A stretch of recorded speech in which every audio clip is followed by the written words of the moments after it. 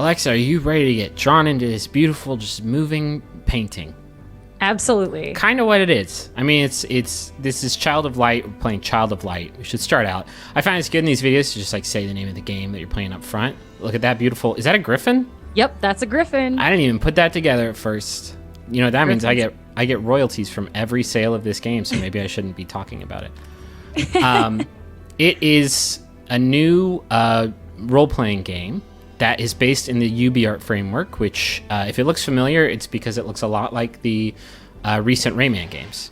Only it's not a platformer, is it? It is not. Proper turn-based ass role-playing game with a lot of really cool ideas. I mean, there are turns. It's not the traditional, I guess, turn-based structure because there's a lot of stuff that you can do. Right, but turn-based ass is actually the pretty accurate description. Right.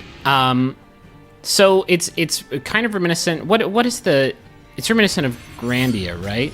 Grandia 2. Grandia 2's sort of dynamic battle system, because you can see that bar at the bottom whenever your character's avatar makes it to the cast section. You get to choose your ability. And then each ability has a different speed that it takes to like charge up before it can go. So for instance, this basic attack I'm about to do is medium speed. So it does all right. Spells, more powerful abilities, take longer to cast. They do. And what you have to keep in mind is that if your character is attacked while their attack is charging, then your attack is delayed and you are pushed back down the bar. So, but you can do that to enemies as well. So you can see, I think I'm about to delay this spider. Oh, nope, I attacked the wrong and you hit enemy. the griffin. I did the bad thing.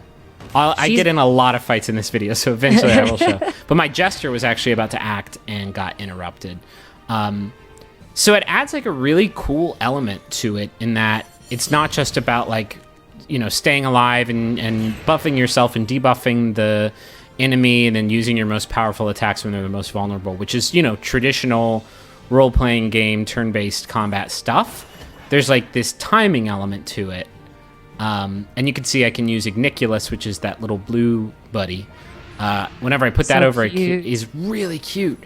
Whenever I put it over an enemy and then use his special ability, it will slow them down. So I can use that to time it out so that their attacks are about to go off right before my attack goes off and then interrupt them. So look at his little face when you're holding him. He's got like scrunchy face. He does a little scrunchy face, which is adorable. It's pretty delightful. It is good. I would say that the combat is as like inventive as it is, because you're just going to do so much of it. There are a lot of fights in Child of Light. You fight a lot of griffins and a lot of spiders. There's a lot of spiders in this game. Yeah, I've run into 2 different types of spiders, and I've only been playing for maybe an hour and a half. So this is the skill screen. Whenever you level up, you can take your character down these branching paths. And each one kind of represents like an area of expertise. Like for this one, there's a like magic strength path and combat strength path. This one has a healing path and then a revival path and general combat path. And as you unlock new characters who you can switch out in combat at will, each of them have their own branching paths. So you actually do have quite a bit of leeway when it comes to determining like what your party's good at. So in lieu of like an equipment system, you have these things called oculi, which are gemstones that give your attacks or defense special elemental properties, or provide other sort of passive boosts, like make you more evasive while you're in the casting phase, stuff like that. And there's a whole system for combining those gems to make stronger gems, which I'll show off later on. But that actually took me some getting used to, because I played this game for like an hour, and I was like, man, I haven't gotten like a new sword. It's like, well, you're not gonna get a new sword. You just kind of keep buffing it up with oculi. You'll bedazzle it. You'll bedazzle the same old sword to change its properties, but other than that, it's just the same old thing. So you can see that light ray ability took a while to use. What takes some getting used to is this idea that you actually can't go too fast. Because if you go too fast, then the enemies will... Like, if you spend a lot of time slowing down all the other enemies, then their actions won't be on the cast bar whenever you go to attack them. So you can see I got that spider. He was in the cast bar. It would have delayed him, but I straight up murdered him. There's also like in your items, I think you start getting them maybe like 2 hours in, but they have like special potions and stuff that can slow down the enemies or speed you up, so you can like buff yourself. And a lot of the enemies' buffs and debuffs involve changing the speeds of characters on the screen. So this is important just for regular fights if you want to get through them without taking a lot of damage. For boss fights, it's incredibly vital. Like you have to time it out to where the boss just never gets off a shot. Because if they do, it's going to be like completely devastating. And once you get behind the 8 ball of having to like heal or revive one of your characters, they are going to have the upper hand, and then they're going to be the ones interrupting you constantly, which makes it a lot more difficult. You can also see those little plants on the screen are actually interactive. You can run Igniculus over them like I'm about to do, and you can pick up things that refill his slowdown meter and things that refill your health and your MP. So like if you're 2 mana short of needing of what you need to like cast a spell, you can just run over one of those plants. And you should always do that. And that's weird for me because I often just leave them on the screen. Yep, I did real good.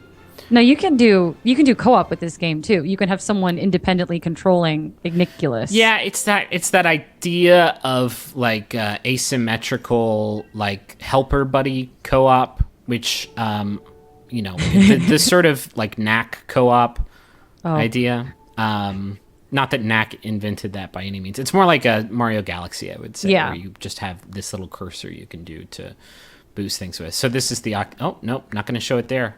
I will eventually show the combination of oculi thing. So this is great. You can also use Igniculus to blind enemies on the map if you don't want to fight them. You just want to blow right by them. And you can open those little gems. You can open them with him. Yeah. Yep. No, I figured that out.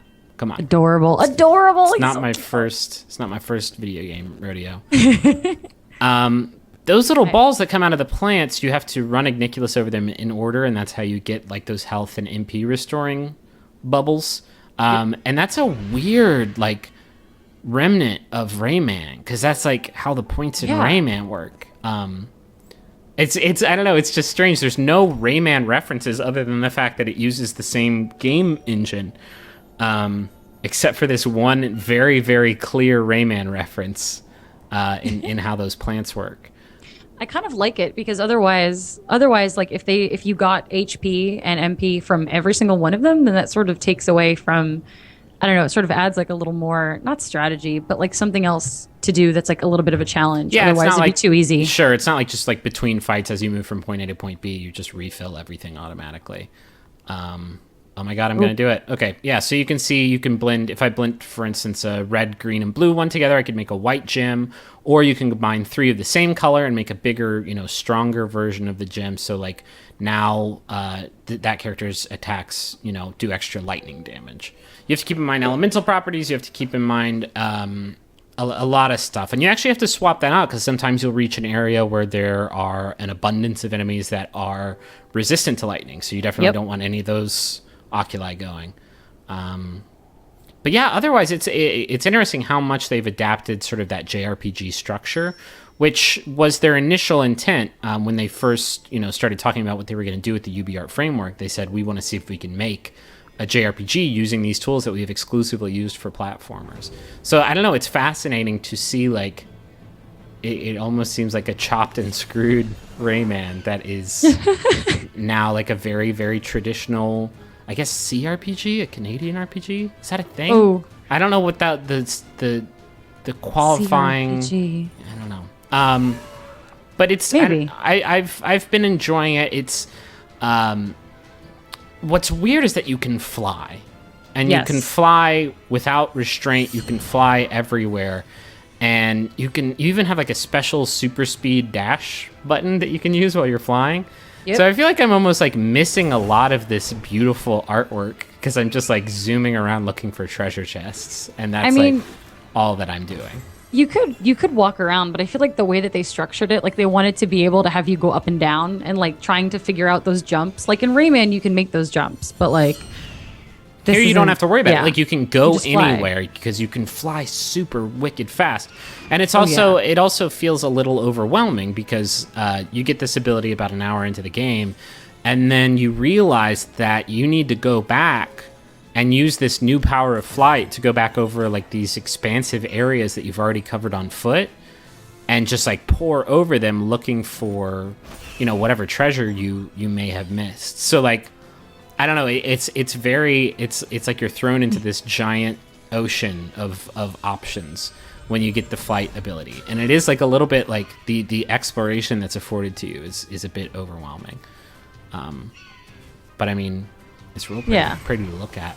Yeah, I mean, I'll take it if I can go look at all the little like tree branches and little creatures and stuff. We should also talk about the fact that the entire script for the game is written in rhyme. So incredible. And it works for some reason. It works really well. I mean, sometimes it's a little bit forced, but I'm so willing to give them the benefit of the doubt because it's really nothing that anybody's done before.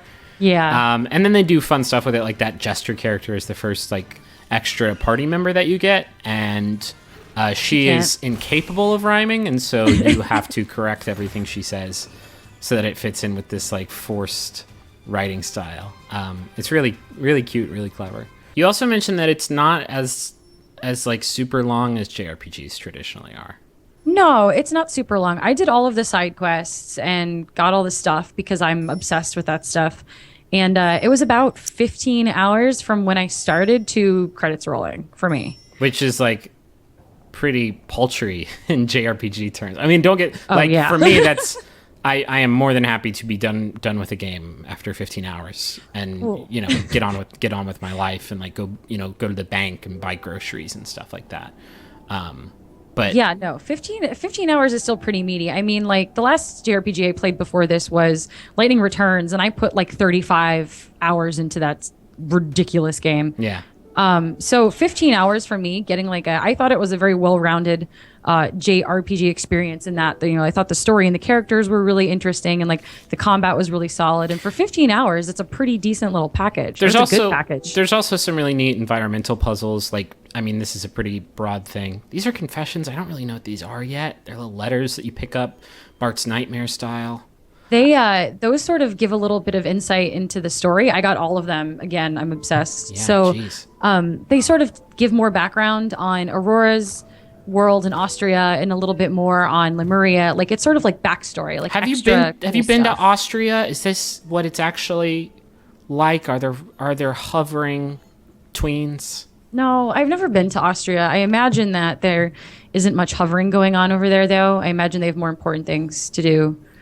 But yeah, I imagine their tweens are pretty grounded. Pretty okay. There's some neat environmental puzzles. There's sometimes you have to use Igniculus's light to like cast shadows on certain things to solve puzzles. Mm-hmm. And then there's stuff like in that last area you had to be careful where you were flying because there were thorns everywhere that actually injure you. This is a town where everyone's crows. Everyone is crows, which is exciting. Like this is my jam. Like this looks like the old Hobbit animated movie. Like it looks. Yes, it does. It looks so great. Like when it gets really, really close up and you get that depth of field effect. I can't stress enough. Like it's just a lovely game to look at. Yeah, and it doesn't feel like an homage to JRPGs. Like it feels like that old classic JRPG. Like I feel like this game is older than it should be. Like it feels familiar. I mean, there's some pretty progressive ideas in here, like the whole skill tree thing and the relatively fast-paced combat system and all of the exploration incentives. Like all of those seem like very modern RPG things, but it still definitely does have that old school feel. Like watching all your stats go up after you level up. Look at her go. She's just like, that's what I'm saying. She can like bowl. I can't wait to watch a speed run of this game. Oh man, such a good idea. I think you could probably blow right through it. But yeah, that's Child of Light. I don't know how much else. Oh, I should mention I'm playing this on PlayStation 3, just because that's the version I got. But it's out on basically everything. Yeah, so, it's out on everything. I don't know that this being played on a last gen system is doing it any disservice though, because I don't think that sort of painterly art style gets a whole lot better when you add some more P's to it. But I don't Yeah, really it know. looks really. I've played it on PlayStation 4 at PAX, and it's beautiful. Like Yeah. it just so like smooth. It makes me excited. Like I'm excited to play more of the game. I'm excited that this new RPG franchise from like a Western developer just exists. Like I'm just happy that there are Western developers making games like this. Yeah. And it more than anything, it makes me excited for what the UbiArt framework can do, because like the entire idea is, for the first time, this is cool. There's just bells. You just like play with the bells with Igniculus, and yeah, it's real neat. Look at her hair. It's just so like everything is just pretty. The idea, the way that Ubisoft pitched UbiArt framework is now we can let artists sort of take control of a lot of the technical stuff that was used to be gated behind like layers of, super esoteric programming knowledge that you had to really, really specialize in. And with this framework, I mean, you can, in no uncertain terms, like turn paintings into games. So I don't know. I think there's a lot of things that they can do with it. So hopefully they keep going. Here's some rhyming dialogue for you. Anyway, that's Child of Light. It's really interesting. I'm looking forward to playing more of it. Alexa. Yes, it is worth it. Thank you for, again, 2 days in a row No problem. for keeping it rolling. We'll be back soon with more videos, so stay tuned, everybody. Bye. Bye.